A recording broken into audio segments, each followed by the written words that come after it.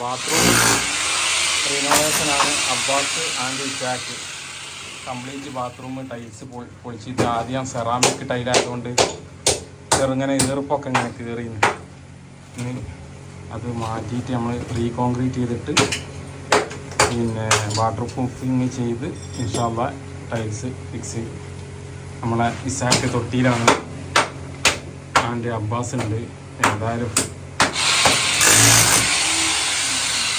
ബാത്റൂമിൻ്റെ എല്ലാ വർക്കിനും നമ്മളെ ഇസാക്കിനെ നിങ്ങൾക്ക് കോൺടാക്ട് ചെയ്യുക. നമ്പർ കൊടുക്കണ്ട്. ഓക്കെ ഇൻഷാ അല്ലാഹ്. ആയിക്കോട്ടെ, എനിക്ക് നമുക്ക് 10 റുപ്യ കടമെങ്കിലും ചോദിച്ചാലേ ജി ബിസി ആയാൽ വർക്കൊക്കെ കിട്ടി. അപ്പം തന്നെ അത്യാവശ്യം വർക്ക് ഉണ്ട്. പുരോഗമിച്ചുകൊണ്ട് നടക്കുക കേട്ടോ.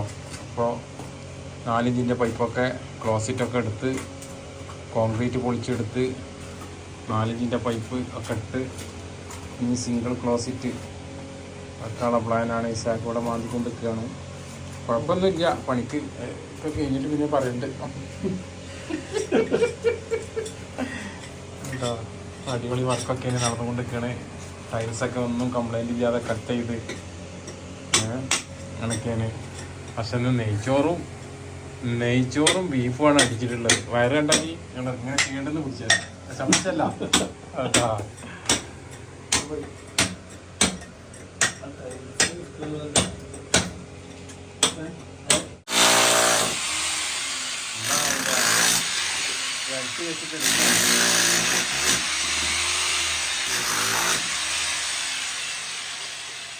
പണിയൊക്കെ പഠിച്ചിക്കണേ.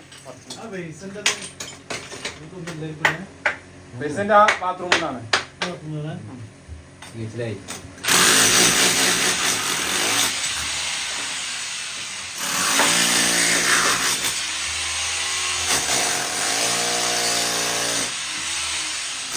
ചെക്കന്മാര് പണി കഴിഞ്ഞ് ചാടിക്ക എന്താ എത്ര നേരം വരെ ഇന്ന് പണിയെടുക്കണത് എന്തെങ്കില്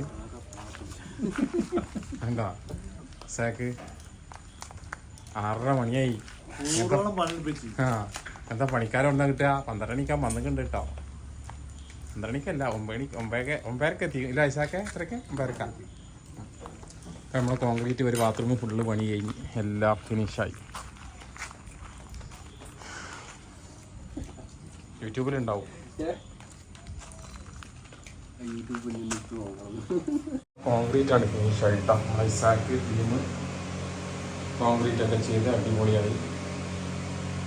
ബാത്റൂം ഒറ്റ പണി കൊണ്ട് 2 ആള്. ഇനി അവിടെ സൈഡൊന്ന് തേക്കാണ്ട് വാട്ടർ പ്രൂഫിങ് ടൈപ്പ് ബസ്